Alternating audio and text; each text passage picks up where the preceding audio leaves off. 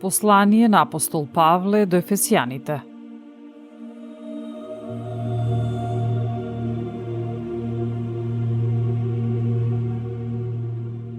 И така, угледајте се на Бога, како чеда возлюбени, и живејте во љубов, како што и Христос не засака и себе си за нас се предаде како принос и жртва на Бога за пријатен мирис.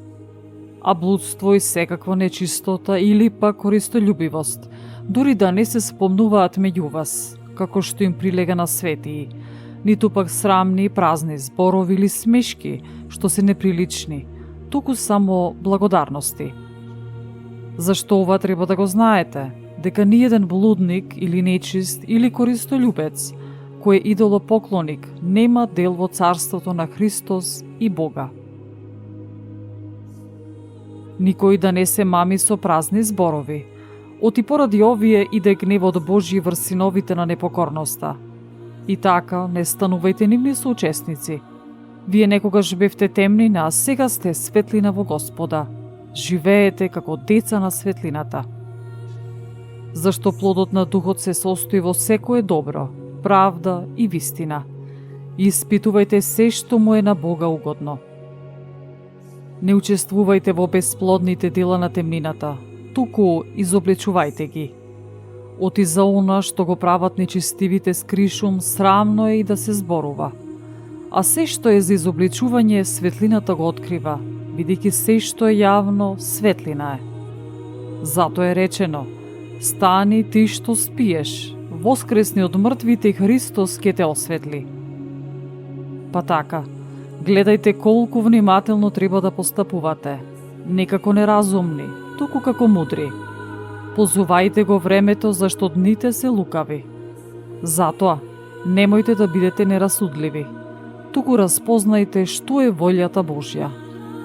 И не опивајте се со вино, од кое произлегува блуд, но исполнувајте се со дух, усовршувајќи се со псалми и славословија и духовни песни, пејќи и воспевајќи го Господа во срцата ваши, благодарејќи му секогаш за се на Бога и Отецот во името на нашиот Господ Исус Христос.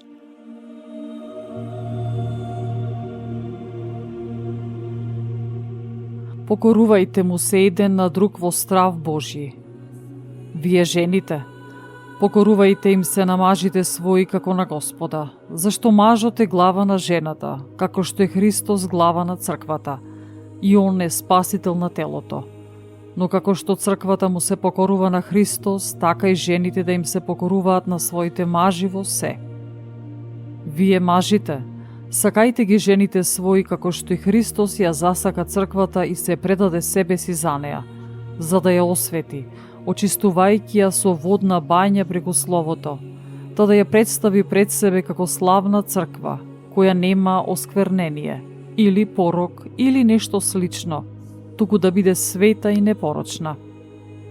И така, мажите се должни да ги сакаат жените своји како што ги сакаат своите тела. Оти кој ја сака жената своја, тој се сака и самиот себе си. Зашто никој никогаш не го намрзел телото свое, туку го храни и го стоплува, како и Господ црквата, бидејќи ние сме членови на неговото тело, од неговата плод и коските негови. Поради тоа човекот ќе го остави татка си, мајка си своја и ќе се придружи кон жената своја, та обајцата ќе бидат една плод. Ова тајна е голема, но јас ви зборувам за Христос и за црквата.